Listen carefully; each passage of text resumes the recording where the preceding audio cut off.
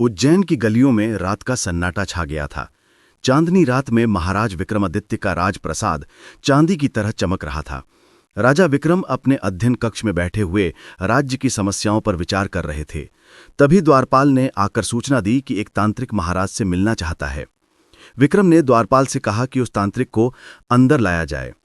कुछ ही क्षणों में एक काले वस्त्र धारण किए व्यक्ति दरबार में प्रविष्ट हुआ। उसके माथे पर तिलक था और गले में रुद्राक्ष की माला। उसकी आंखों में एक अजीब सी चमक थी जो देखने वाले को असहज कर देती थी।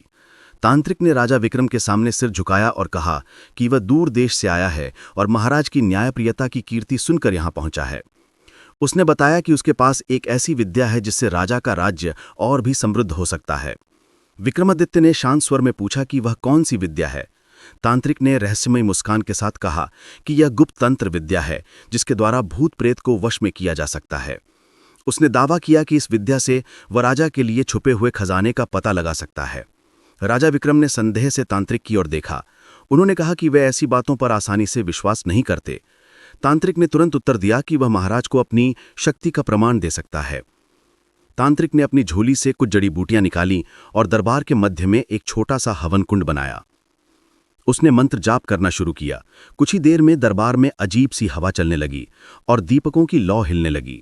अचानक दरबार में एक छाया दिखाई दी जो तेजी से इधर उधर घूमने लगी। दरबारी डर गए, लेकिन विक्रमादित्य शांत बने रहे।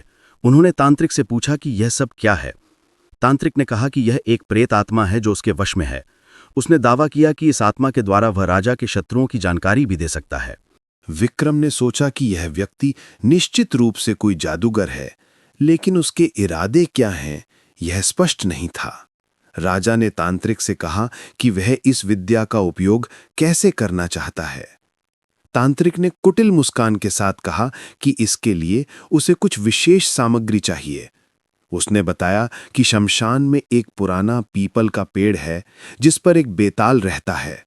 यदि महाराज उस बेताल को पकड़कर ला दें तो वह अपनी पूरी शक्ति से राज्य की सेवा कर सकता है। विक्रमादित्य ने तांत्रिक से पूछा कि वह बेताल क्या है और उसे पकड़ना क्यों जरूरी है। तांत्रिक ने समझाया कि बेताल एक शक्तिशाली आत्मा है जो भूत भविष्य की जानकारी रखती है। वह राजा के किसी भी प्रश्न का उत्तर दे सकती है। राजा विक्रम ने सोचा कि यदि यह सच है तो राज्य के लिए यह लाभकारी हो सकता है। उन्होंने तांत्रिक से कहा कि वे इस काम को करने के लिए तैयार हैं। तांत्रिक ने खुशी से कहा कि महाराज को अकेले जाना होगा और बेताल को पकड़कर यहां तक लाना होगा। यदि राजा ने एक भी शब्द कहा तो बेताल वापस पेड़ पर चला जाएगा। रात के समय विक्रमादित्य अपनी तलवार लेकर शमशान की ओर निकले। रास्ते भर वे सोचते रहे कि कहीं यह तांत्रिक उन्हें किसी जाल में तो नहीं फंसा रहा, लेकिन न्याय और धर्म के लिए वे किसी भी खतरे से नहीं डरते थे। शमशान पहुंचकर उन्होंने देखा कि वहां गहरा अंधकार था। केवल चांद की धुंधली रोशनी में पुराना पीपल का पेड़ दिखाई दे रहा था। उस पेड़ पर एक आकृति उल्टी लटकी हुई थी। विक्रम समझ गए कि यही बेताल है। राजा ने साहस के साथ पेड़ पर चढ़कर बेताल को पकड़ा और अपने कंधे पर लाद लिया।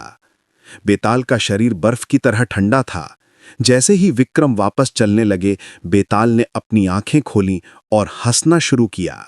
बेताल ने कहा कि राजा विक्रम, तुम बहुत बहादुर हो, लेकिन क्या तुम जानते हो कि तुम्हें कहां ले जाया जा रहा है? विक्रम ने कुछ नहीं कहा और चलते रहे। बेताल ने फिर कहा कि वह तांत्रिक जो तुम्हें भेजा है वह बहुत चालाक है। बेताल की बातें सुनकर विक्रम के मन में संदेह बढ़ने लगा, लेकिन वे चुप रहे। बेताल ने कहा कि राजन, यदि तुम चाहो तो मैं तुम्हें एक कहानी सुनाता हूं जो तुम्हारे काम आ सकती है। विक्रम ने सोचा कि चलने में समय लगेगा, कहानी सुनने में क्या हर्ज है। बेताल ने कहानी शुरू की कि एक समय एक राजा था जिसके पास एक चालाक मंत्री था। वह मंत्री राजा को हमेशा गलत सलाह देता था ताकि राजा की शक्ति कम हो जाए। एक दिन मंत्री ने राजा से कहा कि यदि वह एक खास जगह जाकर कुछ तंत्र क्रिया करे तो उसकी शक्ति 2 गुनी हो जाएगी। राजा मंत्री की बात मानकर उस जगह गया। वहां मंत्री ने राजा को एक गड्ढे के पास बिठाया और कहा कि वह आंख बंद करके मंत्र जाप करे। जैसे ही राजा ने आंख बंद की, मंत्री ने उसे गड्ढे में धकेल दिया। राजा की मृत्यु हो गई और मंत्री राजा बन गया। बेताल ने कहानी समाप्त करके पूछा कि राजा विक्रम इस कहानी में सबसे बड़ा अपराधी कौन था। विक्रम ने सोचा कि यदि वे कुछ बोलेंगे तो बेताल भाग जाएगा, लेकिन बेताल की कहानी में छुपा संदेश स्पष्ट था। विक्रम ने अपने मन में सोचा कि कहीं वह तांत्रिक भी उसी चालाक मंत्री की तरह तो नहीं है। उन्होंने तय किया कि वे बेताल को लेकर तो जाएंगे, लेकिन तांत्रिक पर पूरी तरह भरोसा नहीं करेंगे। जब विक्रम महल के पास पहुंचे तो उन्होंने देखा कि तांत्रिक बाहर खड़ा होकर उनका इंतजार कर रहा था। तांत्रिक की आंखों में अजीब सी चमक थी।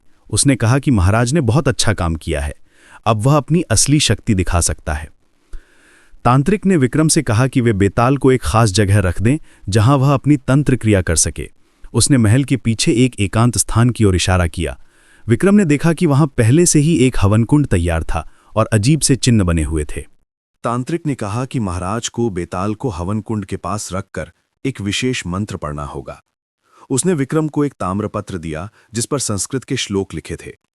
तांत्रिक ने कहा कि ये मंत्र पढ़ने के बाद बेताल पूरी तरह से वश में आ जाएगा। विक्रम ने ताम्रपत्र देखा। उन्हें संस्कृत का अच्छा ज्ञान था। जब उन्होंने मंत्रों को पढ़ा तो उन्हें एहसास हुआ कि ये कोई साधारण मंत्र नहीं है, बल्कि किसी को बंधन में डालने के मंत्र हैं। विक्रम समझ गए कि तांत्रिक का असली मकसद कुछ और है। तांत्रिक ने उतावली से कहा कि महाराज को जल्दी करना चाहिए क्योंकि शुभ मुहूर्त निकल जाएगा। विक्रम ने तांत्रिक से पूछा कि इन मंत्रों का वास्तविक अर्थ क्या है। तांत्रिक ने झिझकते हुए कहा कि ये बेताल को नियंत्रित करने के मंत्र हैं। विक्रम ने शक से तांत्रिक की ओर देखा। उन्होंने कहा कि वे पहले इन मंत्रों का सही अर्थ जानना चाहते हैं। तांत्रिक परेशान हो गया। उसने कहा कि महाराज को उस पर भरोसा करना चाहिए। बेताल ने अचानक कहा कि राजन, ये तांत्रिक झूठ बोल रहा है। ये मंत्र तुम्हें बंधन में डालने के लिए हैं। तांत्रिक का असली मकसद तुम्हारी शक्ति हड़पना है। विक्रम चौंक गए कि बेताल बोल रहा है। तांत्रिक ने गुस्से से कहा कि बेताल झूठ बोल रहा है और महाराज को उसकी बात नहीं सुननी चाहिए। लेकिन बेताल ने कहा कि यदि राजा चाहें तो वो तांत्रिक के असली चेहरे को उजागर कर सकता है। विक्रमादित्य ने तांत्रिक से सीधे सवाल किया कि उसका वास्तविक उद्देश्य क्या है। तांत्रिक ने देखा कि अब उसकी चालाकी पकड़ी जा चुकी है। उसके चेहरे का भाव बदल गया और वो अपने असली रूप में आ गया। तांत्रिक ने अपनी काली शक्तियों का इस्तेमाल करके विक्रम पर हमला करने की कोशिश की, लेकिन बेताल ने अपनी शक्ति से तांत्रिक के मंत्रों को निष्प्रभावी कर दिया। विक्रम ने अपनी तलवार निकाली और तांत्रिक से युद्ध करने को तैयार हो गए। अचानक तांत्रिक हवा में गायब हो गया। उसने कहा कि ये युद्ध अभी समाप्त नहीं हुआ है। वो वापस आएगा और इस बार वो और भी शक्तिशाली होकर आएगा। प्रिय दर्शकों, क्या तांत्रिक वाकई में वापस आएगा और उसकी अगली चाल क्या होगी? बेताल ने विक्रम की जान क्यों बचाई जबकि वो तो उसका शत्रु था? तांत्रिक के गायब होने के पीछे कौन सी रहस्यमयी शक्ति काम कर रही थी? उत्तर मिलेगा दूसरे अध्याय में।